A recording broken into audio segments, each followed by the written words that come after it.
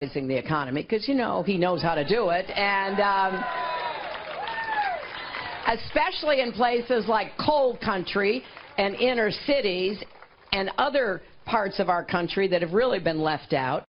Well, you heard it there. Hillary Clinton is finally defining her husband's role as Mr. Fix-It for the economy if she becomes our next president. But is this a good or a bad idea? Let's ask the author of Who Needs the Fed. John Tamny joins us this morning with his reaction. He's also the editor of Real Clear Markets. Always good to see you, John. Thanks for waking up for us. Good morning.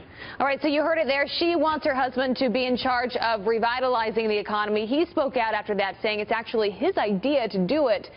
Is this what voters are wanting, and legally, is this even possible? Well, I think voters would probably want that economy again. He had a largely successful economic presidency, so logically Hillary wants to piggyback on it. But what's got to be stressed is that they're not alike at all. Bill Clinton signed into law a major reduction in the capital gains tax. Government spending is a major tax. It slowed down a great deal under him thanks to divided government. He signed a free trade bill that opened up markets for U.S. producers. Hillary Clinton wants to raise the capital gains tax, wants to raise government spending by $1 trillion, wants to shut down the global trade. So there's nothing alike about them. How will this work? No surprise here. Donald Trump already tweeting out his reaction. He says, how can crooked Hillary put her husband in charge of the economy when he was responsible for NAFTA, the worst economic deal in U.S. history? Is this a fair attack? Because you look at NAFTA, there were a number of Republicans that pushed this forward, including President George H.W. Bush and Newt Gingrich at the time. I think, in fairness, Donald Trump probably doesn't know exactly what was in NAFTA. Let's face it, the U.S. markets are already open. That's why we're such a rich country. The average tariff in the U.S. is 1.5%. What free trade deals are all about are opening up foreign markets for U.S. producers, so they invariably favor the United States, and that's why I think Trump in the general election campaign will hopefully moderate his position there. Rich countries are free trading countries.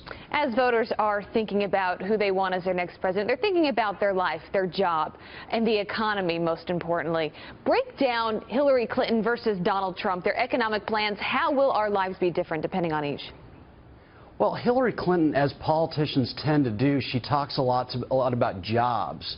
But the interesting thing there is that she wants to raise the capital gains rate to 45%. That is a huge penalty on investment success.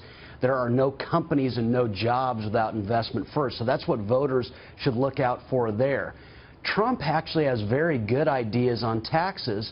But what's got to be remembered is that the reason we work is we want to get what we don't have, and so his ideas on trade would be a huge tax on the American people, and they would also make it more difficult for the American people to thrive. Let's face it, we import so that we don't have to do work that we're bad at. If we keep out imports, we will be a poorer nation as a result. So each side has a weakness. Yeah, well, two different visions. It's important for the American people to understand both. So thank you for helping break that down for us this morning.